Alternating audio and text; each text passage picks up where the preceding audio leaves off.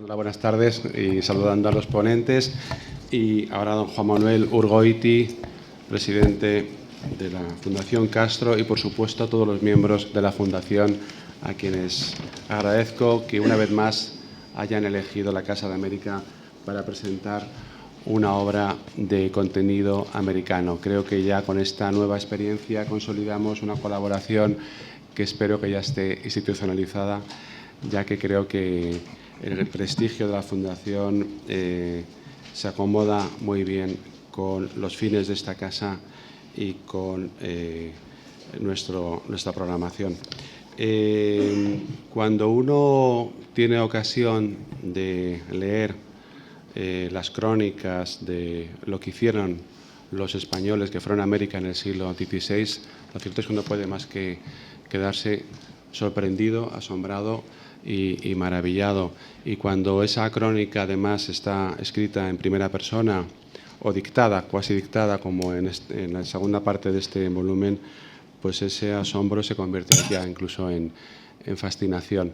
El libro de Álvaro Núñez Cabeza de Vaca yo creo que es un libro único dentro de las crónicas y los textos que hablan de la llegada de los españoles a América, y lo es por muchos motivos.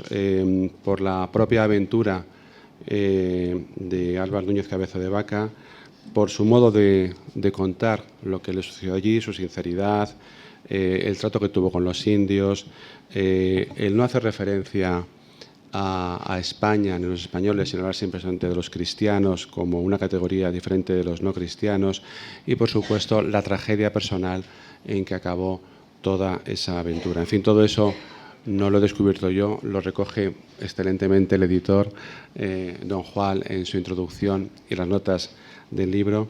A mí lo que me gusta además de este gran autor, de Álvaro Núñez, es el carácter casi panamericanista de su aventura, ya que él en un primer momento estuvo en la Florida y en lo que es hoy en día México y Estados Unidos. Después estará en el sur, en la zona meridional de América, en Paraguay y Buenos Aires, y se quedó con ganas de ir a Perú, o sea que le faltó, al menos en proyecto tuvo también la intención de completar el mapa americano y llegar también al Perú. Yo quería solamente darle enhorabuena una vez más a la Fundación por haber adoptado el criterio de publicar estos naufragios y comentarios, y dar mi más sincera enhorabuena al editor, a don Juan Gil, porque ha hecho un trabajo excelente de revisión del texto, de comentarios y de introducción, para hacer mucho más comprensible y atractiva una obra que ya de por sí lo es. Así que, sin más, a todos, muchas gracias. Y no sé, ¿qué pasa para ti, Darío? No, me pasa para don Juan Manuel Urgoiti. Buenas tardes, muchas gracias, Santiago, por tus cariñosas palabras. Perdón, que estoy un poco de carraspera. Y muchas gracias por esa enhorabuena que yo recojo y traslado inmediatamente a los miembros del patronato, a Santiago Rodríguez Ballester, alma y motor y a todas las personas que trabajan, a las Martas, a Cecilia, Antonio, reducida plantilla en número, pero enorme en calidad y en intensidad de trabajo. Y muchas gracias, Santiago. Muchas gracias también, Darío, por tu presencia, siempre tan valorada, tan amena, tan interesante, y a tu intervención. Esperamos siempre, casi con los nervios, para ver qué nos vas a decir y cómo nos enriquecemos con tú. Y muchas gracias al profesor don Juan Gil, que ha hecho un trabajo magnífico, que nos hará una exposición sin duda brillante, una persona de enorme cultura y además de una amenidad extraordinaria. Efectivamente, estamos muy contentos de haber editado los naufragios, como estamos muy contentos de haber editado hace 3 meses más o menos el náufrago. Huérfano. Perdón, el náufrago, huérfano. Y aparte de otras muchas cosas, y de todo lo que acabas de decir tú, Santiago, que verdaderamente cuando uno viaja por la América hispana se queda asombrado del enorme trabajo, esfuerzo, interés, dedicación que hicieron estos hombres y los que le siguieron en crear universidades, en crear iglesias, catedrales, calzadas. Es verdaderamente uno de los sitios que se me ha quedado grabado. He ido 2 veces y pienso volver, Dios mediante. Es la Antigua, que es un ejemplo de todo lo que allí se hacía, aparte de los monasterios, conventos, etcétera, esas plazas de armas, donde tienes la regiduría o la capitanía, la catedral, la universidad. Es verdaderamente espectacular. Yo creo que no ha habido ninguna cultura de incorporación de esta riqueza, ¿no? Quitando algunas muy antiguas, como la romana, ¿no? Es verdaderamente una belleza ver eso, sentirse orgulloso, y nos cayó una leyenda negra que parece que algo se está trabajando, ¿no?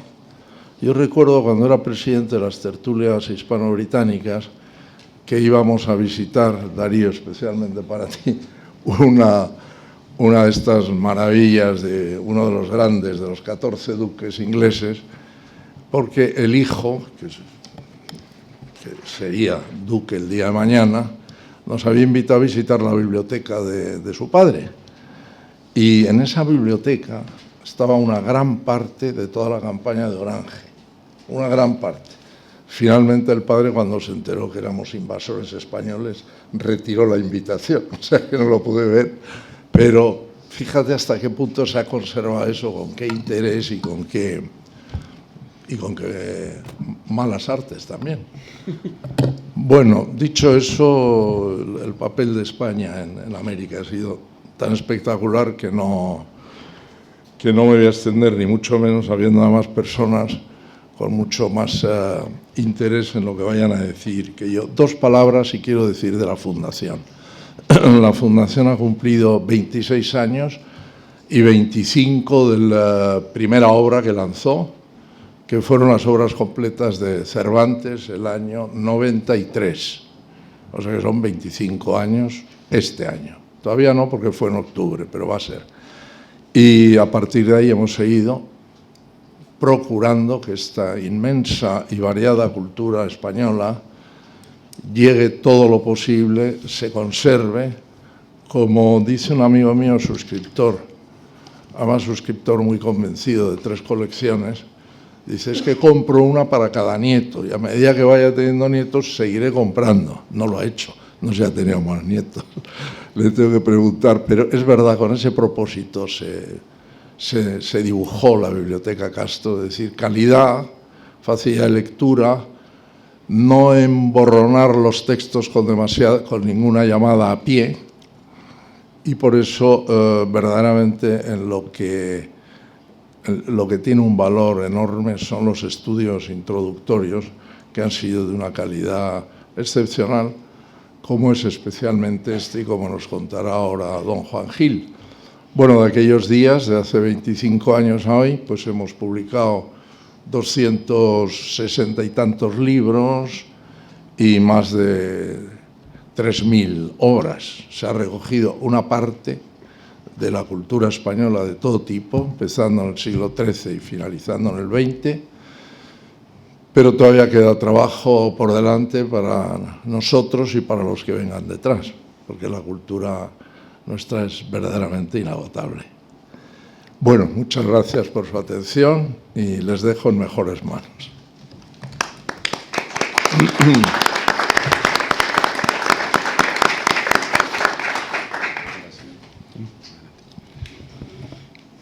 Juan Manuel, si dices que los dejas a los oyentes en mejores manos, entonces yo no debo de intervenir. Debo de pasarle el testigo directamente a Juan Gil. No, lo haré brevemente.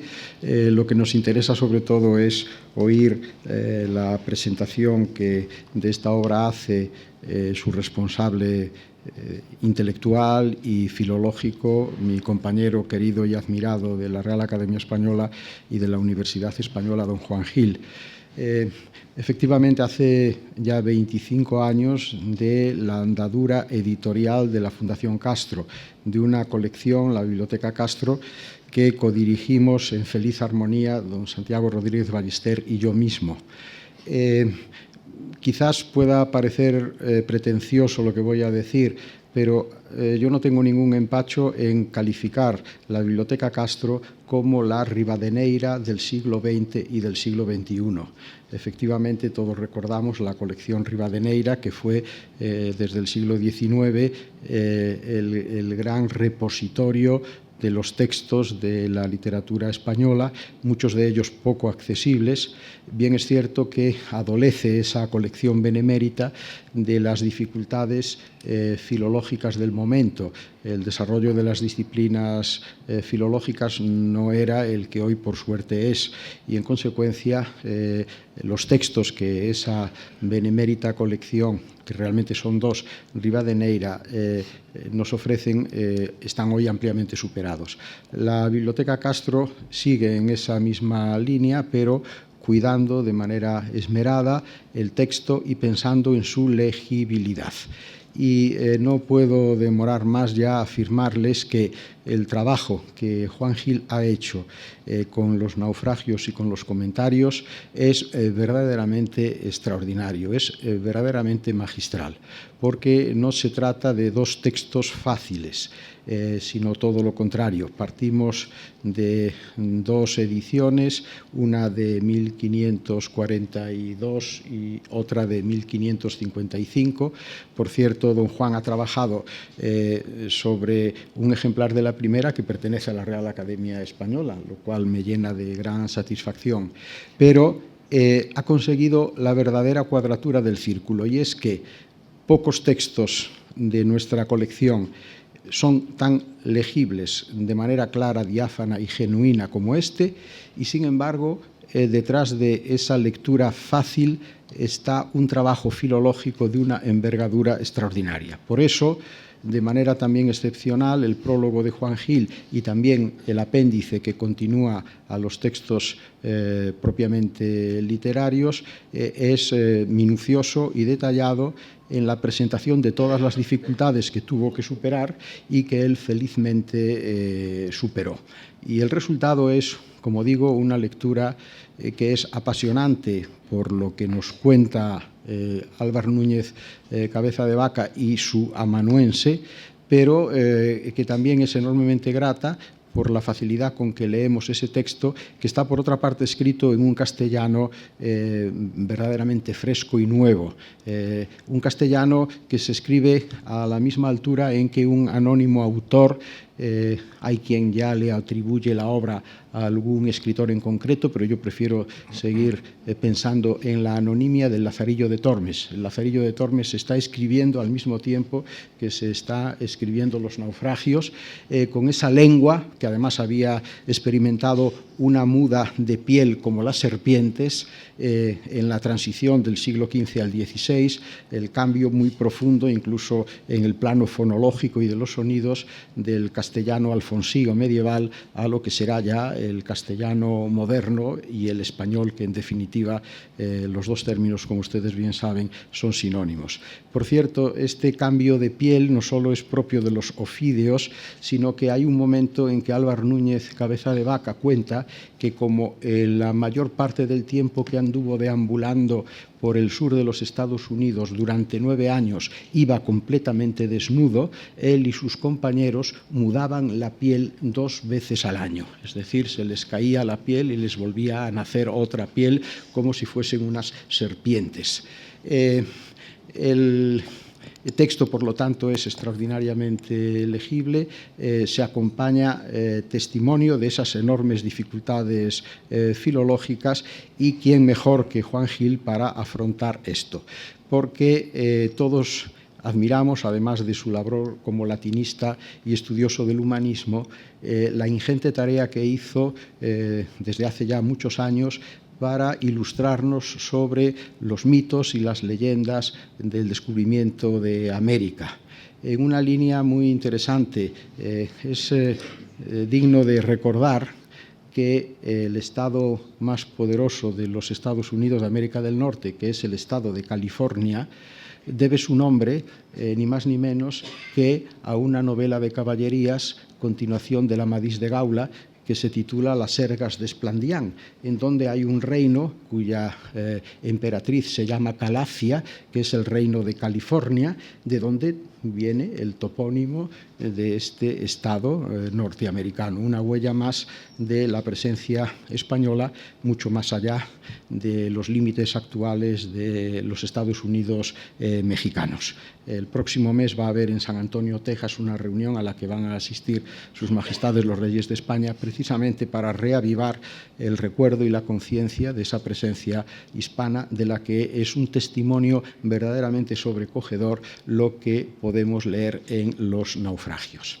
Hay una palabra, mejor dicho, dos palabras con las que me gustaría jugar ahora para hablar un poco, muy brevemente, del contenido de esta obra, de los naufragios.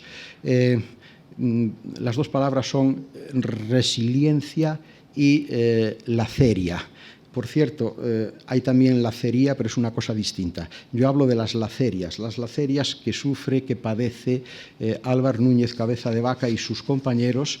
Acaban llegando, después de 9 años, de los centenares que iniciaron la expedición, acaban sobreviviendo 5 que llegan a Tenochtitlán, que llegan a México, al virreino de Nueva Galicia o Nueva España, después de haberse paseado dramáticamente por todo el territorio que va de Florida hasta prácticamente la costa del Pacífico. Lacerias es lo que ellos experimentan.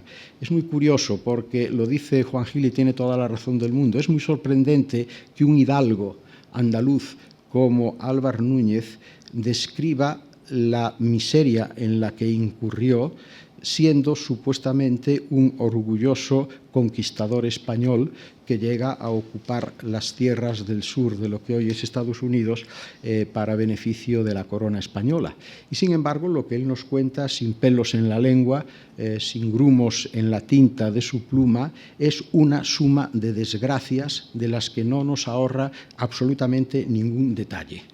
Es el frío, es el hambre, la enfermedad, la sed, la desnudez, el canibalismo, incluso, el miedo, reconoce el miedo que siente al oír los pasos de los indios que se acercan, las heridas que le produce no la batalla, sino la vegetación, los animales desconocidos muchas veces para ellos, la pérdida total de la autoestima, la esclavitud.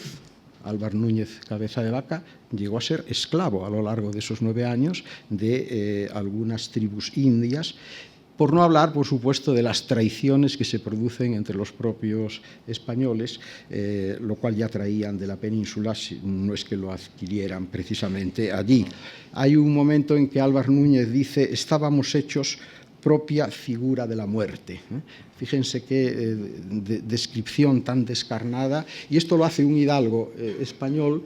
En el Lazarillo de Tormes, Lázaro se autodenigra y también autodenigra a su familia, pero era normal porque él era de baja cuna y en consecuencia entraba dentro de lo previsible. Sin embargo, que un hidalgo a la hora de contar sus aventuras no edulcore nunca lo que le pasó allí, y no fue nada heroico, nada honroso, nada digno, sino que fue una suma de lacerias que le llevaron durante 9 años a este recorrido. Pero lo asombroso, y ahí voy a la segunda palabra, que es la resiliencia, la capacidad que tuvo él y sus compañeros de resistir e incluso de volver otra vez a América, esta vez al sur, al cono sur, a la zona de lo que hoy es Paraguay, y en expedición hacia el Río de la Plata, pasando por ejemplo, las cataratas de Iguazú, que aparecen mencionadas y descritas en la segunda parte, en los comentarios, en donde ya no es la primera persona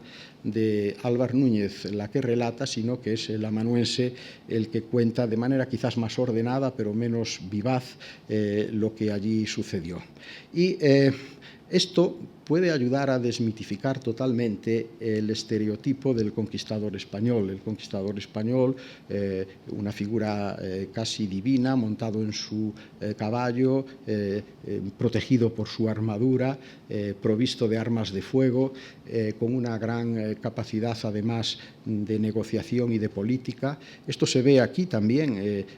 La actitud de los españoles no solo fue el ocupar territorios, sino también favorecer las luchas intestinas entre las distintas tribus, todo ello además acompañado de algo que a los filólogos nos interesa muchísimo, y es el Babel de lenguas que era América entonces. Cada tribu tenía la suya y no se entendían entre ellos, y había que manejar, como él dice, por lo menos 6 lenguas para ordenarse un poco en sus distintas andanzas, y contaban siempre además con las lenguas, que era la palabra con la que se designaba a los traductores o a los intérpretes de aquel momento.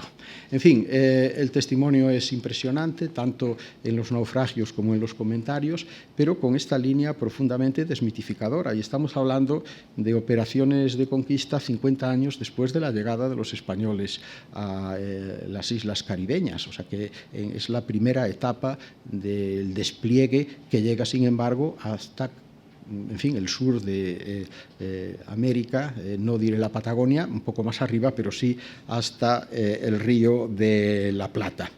Es muy interesante también, y ya termino, lo que se designa como el conjunto de las huestes españolas en un sentido lato, como los oficiales de su majestad, es decir, los burócratas, los administradores, los clérigos y frailes, que tuvieron un papel fundamental en la colonización, y luego los capitanes, es decir, las 3 órdenes, el gobierno, la Iglesia y la Fuerza Armada, no podemos hablar todavía de ejército en el sentido moderno, que formaban parte de estos grupos. Pero la verdad es que no pudieron ejercer, al menos por lo que aquí se cuenta, ninguna prepotencia excesiva, más bien todo lo contrario. Y luego, sobre todo en los comentarios, es cierto que al pobre Álvar Núñez le va muy mal, acaba siendo traicionado y preso por sus propios compañeros,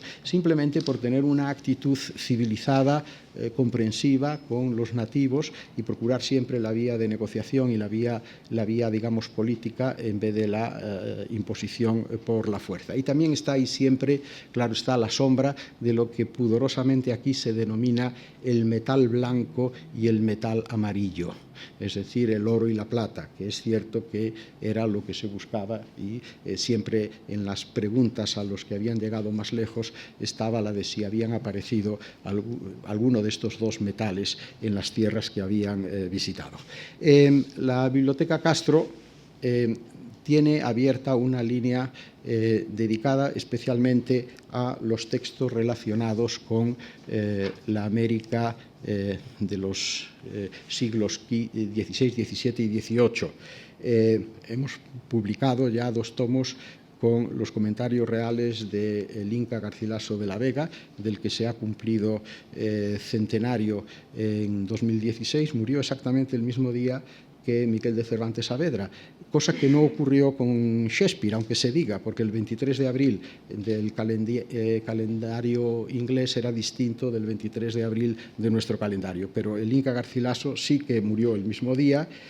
Por supuesto, no nos olvidamos de los escritores americanos más importantes de nuestra lengua hasta hoy. Hemos editado a Rubén Darío, pero entre medias tenemos 3 tomos de la política indiana de Juan Solórzano Pereira, tenemos los diarios de a bordo de Cristóbal Colón, tenemos, como mencionaba Juan Manuel Urgoiti, un inédito de 1621 que ha tenido un gran éxito, que es La historia del huérfano de Andrés de León, de Hernán Cortés, las cartas de relación y las ordenaciones de gobierno. Y don Juan Gil ya colaboró con nosotros con el prólogo a la verdadera historia de la conquista de la Nueva España, aunque el texto en este caso no es suyo, sino que era un texto que previamente la editorial tenía de Carmelo Sáenz de Santa María. Y tenemos en cartera la publicación de La Araucana, de Alonso de Ercilla, a cargo de un distinguido especialista hispano-chileno, Luis Íñigo Madrigal, y, por supuesto, me falta por mencionar, y no dejaré de hacerlo, las novelas de Salvador de Madariaga, Esquiveles y Manríquez, que tratan precisamente del tema americano, pero en un planteamiento novelístico.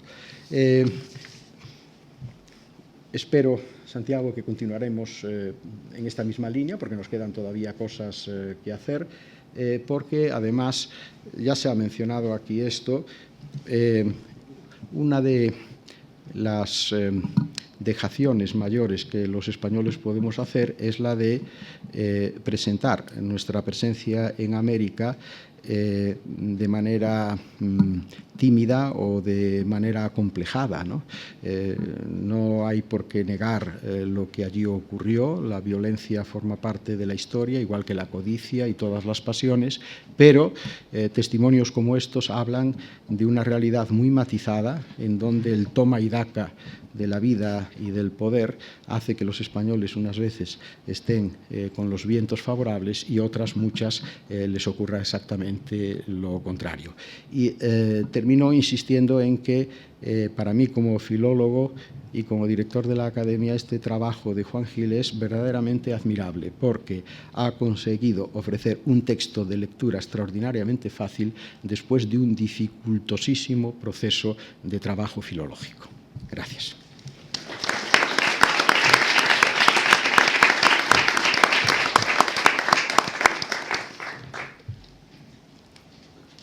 Quiero, en primer lugar, dar las gracias a todos los que han hecho posible este acto.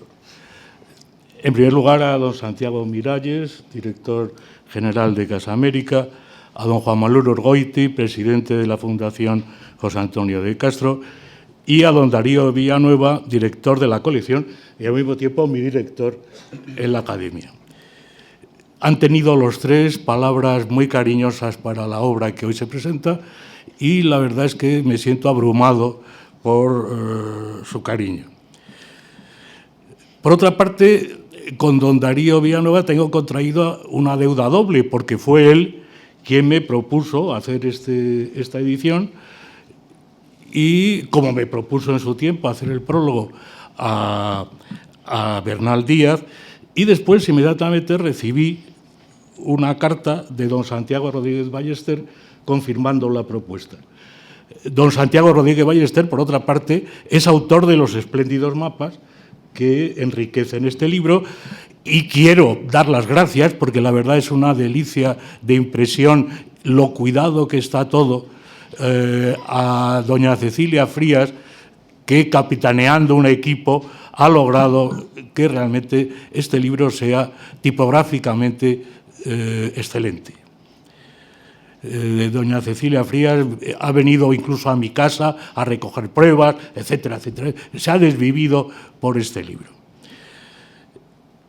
Está dividida la introducción en tres partes, tratando de la vida, después de la obra y, por último, de la edición, de cómo estos libros han llegado hasta nosotros. Les hablaré muy brevemente de la vida. Álvar Núñez nace en Jerez entre 1481 y 1488.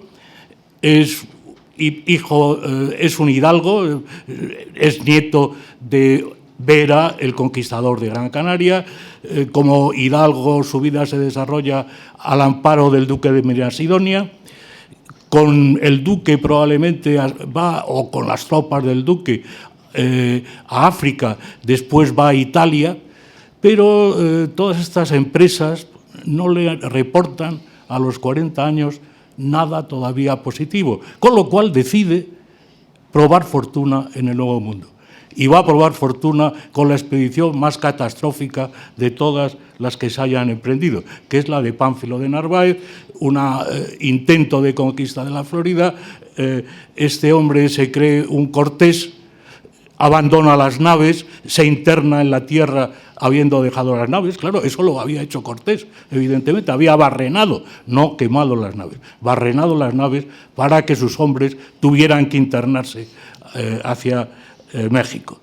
pero Cortés era Cortés y Pánfilo de Narváez era Pánfilo de Narváez. Y desde luego México no era la Florida. Por lo tanto, es una expedición desastrosa. Van muriendo estos 600 hombres que se embarcan, van muriendo poco a poco. Al final se embarcan los que quedan, los escasos supervivientes se embarcan en unas balsas, llegan a Texas. Álvar Núñez consigue vivir allí en la isla de Galveston, en Texas, 6 años. Y por último, con otros 3 compañeros, Andrés Dorantes, Alonso del Castillo y Estebanico el Negro, hacen una larguísima caminata y desde Texas se plantan en Nuevo México. Los indios exigieron a los españoles, a cambio de mantenerles con vida, que ejercieran de curanderos. Y este es uno de los aspectos más curiosos de Álvar Núñez, cómo este hombre, ejerciendo de chamán, es el primer chamán blanco, ejerciendo de chamán, logra curar a los indios. Él cree que los ha curados y, lo que es más sorprendente todavía, sus contemporáneos lo creyeron también. Y circuló por las Indias una jaculatoria que tenía poderes milagrosos para curarse de todas las enfermedades.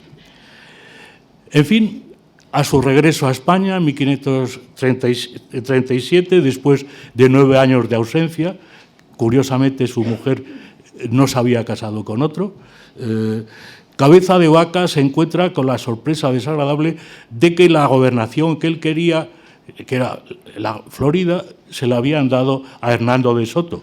Otra expedición también desastrosa, aunque Hernando de Soto tenía más dotes de capitán que Pánfilo de Narváez. Álvar Núñez pidió entonces y obtuvo, muy probablemente gracias al apoyo de la élite mercantil de Sevilla. Él dice en un momento dado que están dispuestos a darle 5.000 ducados, una cantidad muy respetable. Consigue la gobernación del Río de la Plata y Álvar Núñez se embarca otra vez rumbo a América con 50 años de edad, más o menos, y llega en 1542 a la Asunción. Allí se encuentra con unos hombres, sí, necesitados de todo, pero lo que no necesitaban era un gobernador.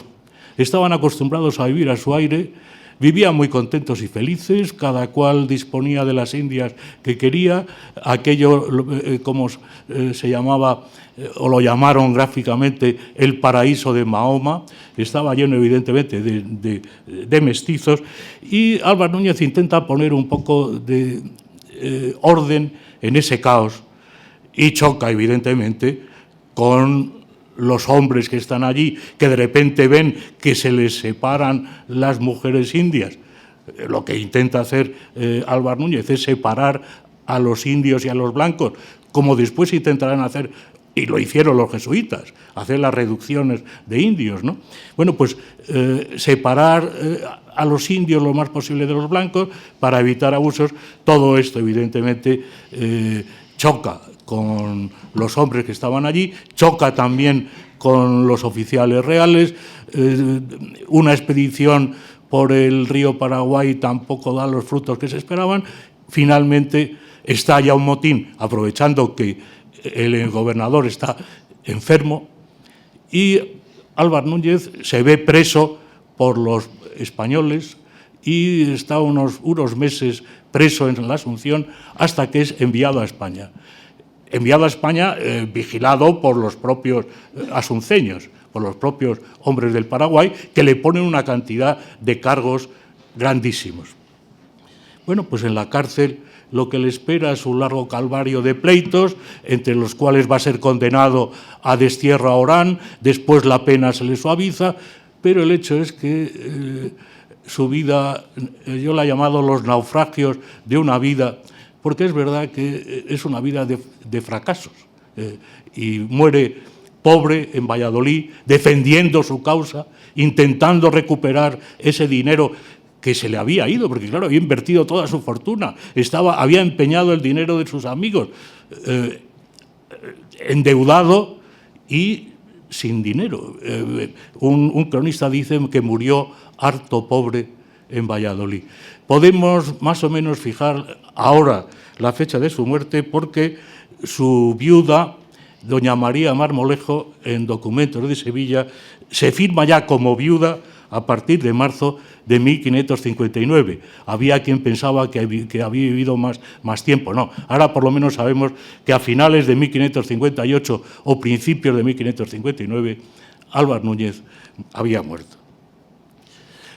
La obra, en cierto modo, ha sido ya explicada por don Darío Villanueva, que la ha explicado mejor que yo, porque realmente habla mucho mejor que yo y sabe más cosas que yo. Yo le hubiera dejado encantado que siguiera con la explicación, porque realmente ha hecho una síntesis perfecta de lo que es el libro.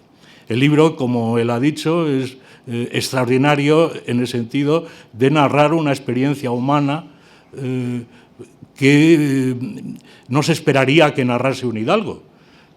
Que haya sido juguete de los indios, que los indios le hayan tirado pellas de lodo, que haya sido esclavo, que haya pasado hambre, que haya ido desnudo por allí. Y sobre todo el hambre, ese hambre feroz, que dice en un momento dado, si los indios pudieran comer piedras, comerían piedras. Porque es que no hay manera. Cuando hay un festín es cuando salen las tunas, los higos chumbos. Eso es un festín, ponerse lleno llenarse, como dice la barriga, de higos chumbos. Y como ha dicho don Darío, el paralelo es evidentemente el Lazarillo. Lazarillo, que va a salir poco tiempo, a haberse publicado poco tiempo después. De modo que es ese brutal realismo, ese desenfado por narrar las cosas que uno no se esperaría, caramba, de un hidalgo que contara todas las desventuras, lacerias, como decía muy bien don Darío, por las que ha pasado. Otra cosa que nos sorprende en esta época en que realmente estamos en la cumbre del imperio, la Hispania Victrix de Gómara, Álvar Núñez no habla de españoles. Los españoles son los cristianos. Son los cristianos. Él los ve, entonces diferencia entre lo que son idólatras y lo que son cristianos. Pero los españoles no aparecen, curiosamente. ¿Qué nos dice sobre los indios Álvar Núñez? Pues curiosamente es una actitud ambivalente. Al principio los califica poco más o menos con los mismos términos que los podría haber calificado, por ejemplo, Ginés de Sepúlveda. Dice que son gente sin razón. Y eso que les llena de epítetos elogiosos. Dice que quieren a los niños, estos indios de la isla de Galveston, que quieren a sus hijos como él no ha visto querer a nadie en otras partes. Que son hombres que no son avariciosos, que por lo tanto que son desprendidos, que no son fornidos, que son hombres guerreros, valientes, y sin embargo, en dos ocasiones, son gente sin razón. Conforme Álvar Núñez se va transformando él mismo, porque como ven hay una especie de transformación de conquistador. Él iba de tesorero en la expedición, pero el tesorero realmente es de suponer que no hiciera grandes cosas, pero por lo menos nos indica que tenía sus letras y que, como después se demostrará, sabía escribir bien, etcétera, etcétera. Pero de conquistador pasa a esclavo y de esclavo pasa a chamán. Y de este chamán se va a convertir poco a poco en apóstol de los indios. Él en un momento dado dice que si hubiese tenido intérprete, y luego volveremos sobre esto porque es una afirmación extraña, si hubiese tenido intérprete hubiese convertido a los indios. Bueno, pero entonces quedan muy lejos ya estos indios sin razón, que serían pues como los indios de Ginés de Sepúlveda, indios necesitados por ser gente sin razón, de tutela, de un tutor, el español, que lo enseñara, etcétera, etcétera. Bueno, pues, como digo, se convierte en un apóstol de los indios, y cuando llega a la frontera de Nueva España, quienes son los malos ya no son los indios. Los indios realmente tampoco lo han sido los malos de la película, que diríamos nosotros, no lo han sido nunca. Pero ahora los malos, ¿quiénes son? Los propios cristianos, porque estos cristianos van a esclavizar a los indios. Y esos indios que acompañan a Álvar Núñez, sin el conquistador darse cuenta, van a ser esclavizados. Es decir, que es el apóstol de los indios, conduce a esos indios que lo siguen, los conduce a la esclavitud. Es curioso, hablaba de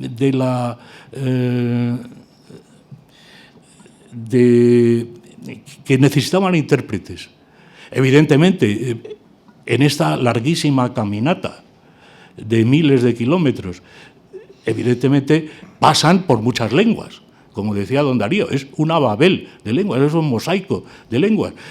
Él puede conocer alguna lengua, y evidentemente después de estar 6 años en la isla con los indios, viviendo con los indios, aquella lengua la debía de saber.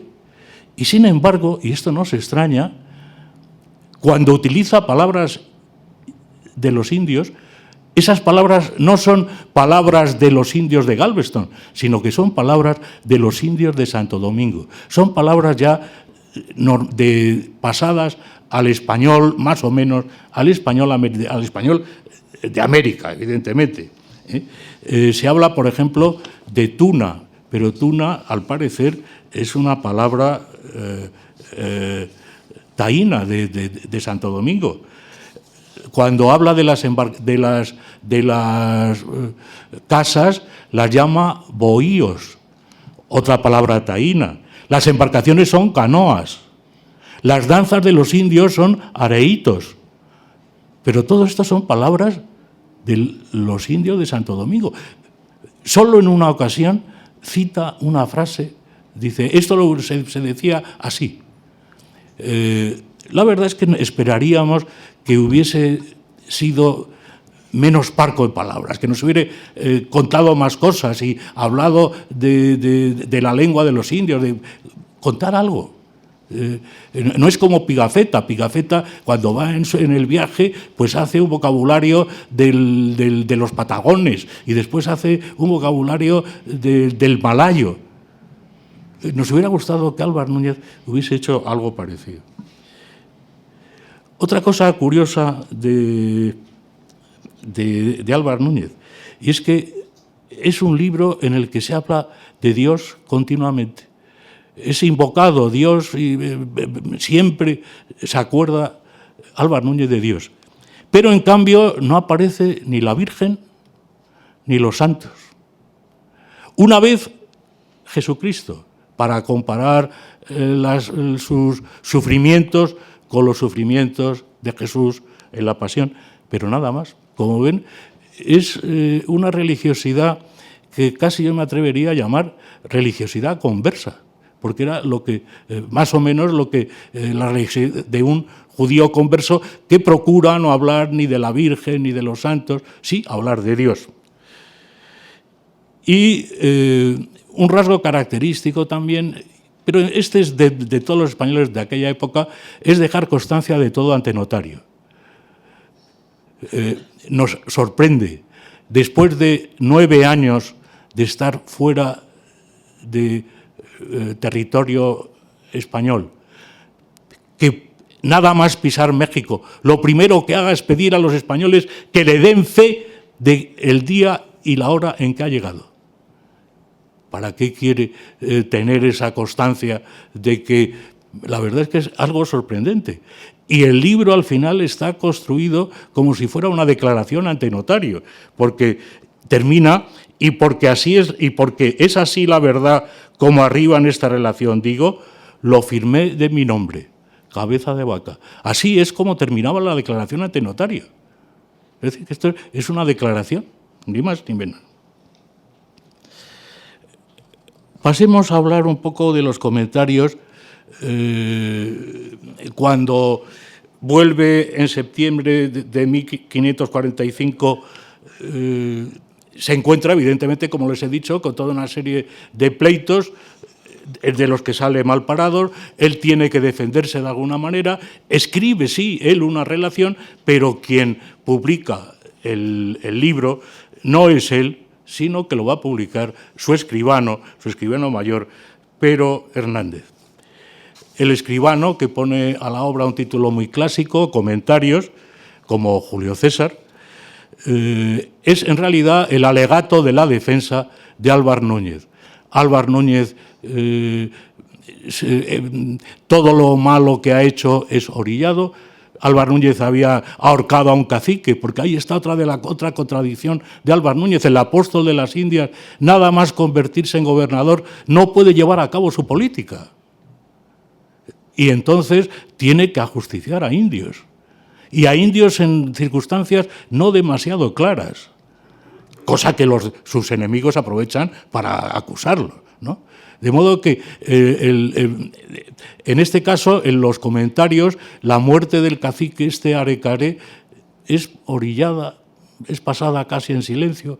En un momento dado, Álvar Núñez deja que los españoles entren a saco en un pueblo porque se estaban muriendo de hambre los españoles y que tenían que buscar alimento, que se obtenga alimento por el medio que sea. Es la orden de Álvar Núñez. Los españoles entran a saco en ese pueblo, matando, haciendo una matanza. Todo esto también es pasado de puntillas. Pero es curioso, fíjense cómo los naufragios terminaban con Álvar Núñez convirtiéndose en apóstol de los indios. Los comentarios terminan con un Álvar Núñez que es casi un santo. Un santo porque Dios hace milagros por él. En el viaje de vuelta, nada más salir al alta mar, se desencadena una tormenta deshecha. Álvar Núñez va aherrojado. Los oficiales del rey que lo acompañan se dan cuenta, dice la narración, se dan cuenta de que han cometido una gran injusticia. Le quitan las cadenas y en el momento en que quitan las cadenas, la tempestad desaparece, amaina. ¡Qué milagro! Pero hay otro todavía. Todos los perseguidores del cristianismo tuvieron mal fin. Lactancio hizo una obra de mortibus persecutorum, sobre las muertes de los perseguidores. Pues bien, todos aquellos que habían perseguido a Álvar Núñez tuvieron una muerte horrible. Otro milagro más que pone fin a los comentarios. En la edición, quiero ahora, muy brevemente, en el tiempo que nos queda, comentar algo de lo que yo he hecho. Creo que les han dado a ustedes unos papeles de las variantes textuales. Efectivamente, tenemos dos ediciones. Por primera vez se publicó en Zamora en 1542, y después los naufragios solo, y después los naufragios y los comentarios se publicaron en Valladolid en 1555. Menos mal que tenemos, y se ha descubierto hace relativamente poco, un manuscrito en Viena que nos permite controlar estas dos ediciones. Ahora fíjense cómo las ediciones impresas cambiaron, en cierto modo, lo que era el original. El original, hemos de suponer que era un texto firmado por tres personas, por los tres supervivientes, por Álvar Núñez Cabeza de Vaca, Andrés Dorantes y Alonso del Castillo. Porque además Álvar Núñez está enfermo durante casi más de 6 o 7 meses. Es decir, que la narración se interrumpe. ¿Quién habla entonces? Habla Dorantes. Otra relación. Esta relación, en un principio, por lo tanto, estaría en tercera persona. Fíjense cómo en las ediciones impresas la tercera persona desaparece para dejar paso a la primera. En este aspecto es mucho más llamativo, se está sufriendo en primera persona. Fíjense los ejemplos.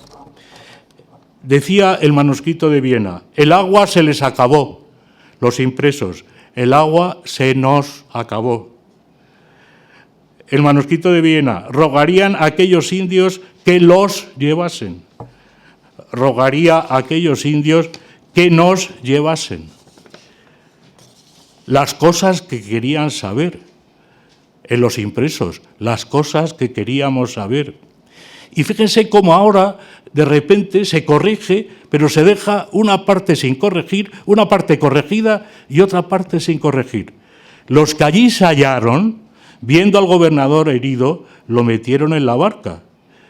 Y los impresos dicen, los que allí se hallaron, viendo al gobernador herido, lo metimos en la barca. Tenía que haber corregido los que allí nos hallábamos, en vez de los que allí se hallaron.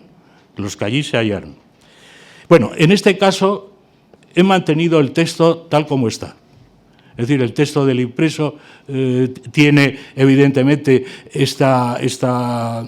poner las cosas en primera persona y lo he respetado. Pero en cambio, en las dos ediciones impresas ya verán cómo hay pasajes que no tienen ni pies ni cabeza.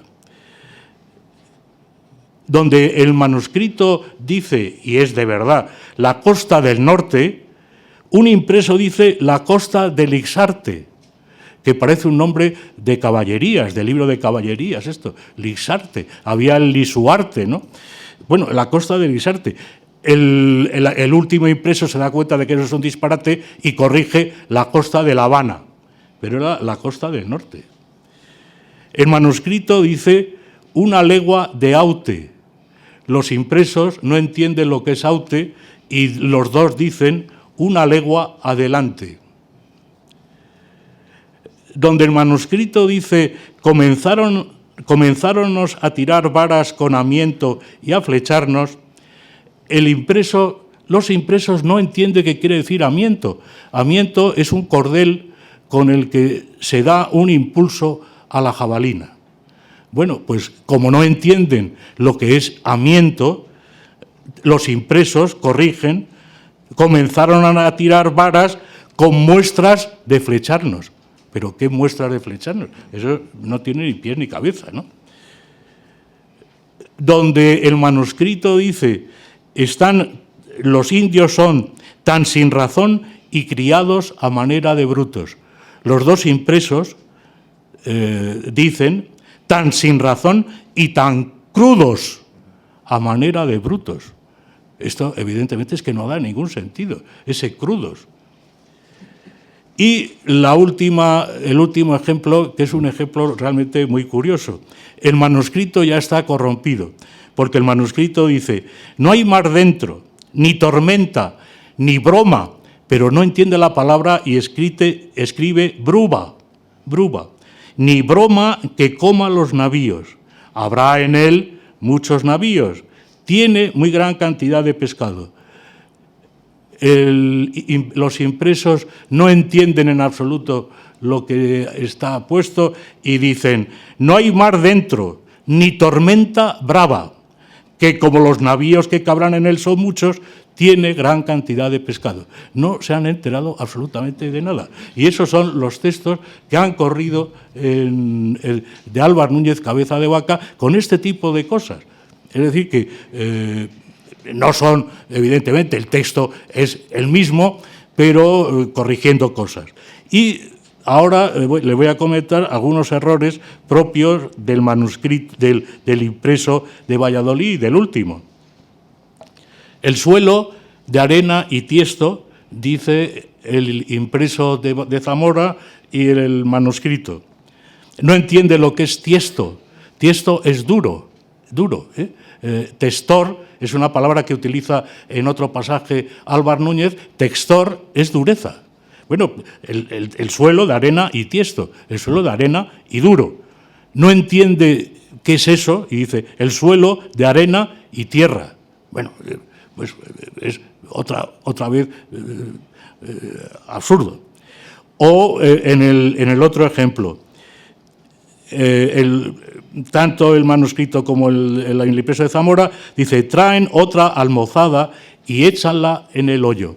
Almozada es una palabra árabe que pues, sin duda utilizaría Álvar Núñez, es lo que cabe en la cuenca de las manos. Eso es una almozada, lo que cabe en la cuenca de las manos. Bueno, pues el impreso de Valladolid no entiende lo que es almozada y lo sustituye. Dice, traen otros puños, pero entonces debía de haber corregido y échanlos. Pero no, dejan y échanla. ¿Échanla qué? Es la almozada, lo que estaba puesto en la otra edición. Como ven, son ediciones desastrosas. Se han enterado de bastantes pocas cosas. Y luego, para que vean en el texto de Dorantes, digo, en el texto de Valladolid, cómo se aplica a Álvar Núñez una cosa que en realidad se había dado a Dorantes. El impreso de Zamora y el manuscrito dice, aquí dieron a Dorantes unas esmeraldas. El impreso de Valladolid dice, a mí me dieron 5 esmeraldas. Esto evidentemente no lo podía haber dicho, no lo podía haber corregido Álvar Núñez. Álvar Núñez, imagínense que está siendo acusado de 1000 cosas, de mentiroso, de haber hecho actos criminales.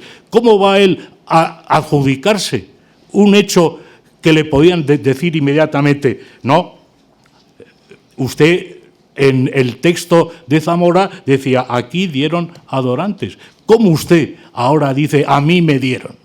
Esto es una cosa que lo tiene que haber hecho alguien afecto a Álvar Núñez, y yo supongo que es este Pero Hernández que corrigió de mala manera el manuscrito y el impreso de Zamora. Sí le puso un título sugestivo. En el libro, en Zamora, se llamaba La relación de Álvar Núñez, cabeza de vaca, que fue tal, tal. Ahora se llama Naufragios. Un texto que es un título que es un hallazgo. Y los capítulos llevan también títulos. Es decir, ahí se ve una labor editorial hecha probablemente por este Pero Hernández. Como ven, quizá de lo que estoy yo más orgulloso es de haber rescatado en estos pequeños pasajes el texto original de Álvar Núñez, valiéndome evidentemente del manuscrito este de Viena, y haber presentado una edición, yo creo, algo más legible que la que leíamos antes en los impresos de Valladolid y de Zamora. No quiero aburrirles más. Les agradezco mucho la atención que me han prestado y espero, si tienen ocasión de leer el libro, que disfruten de él. Muchísimas gracias.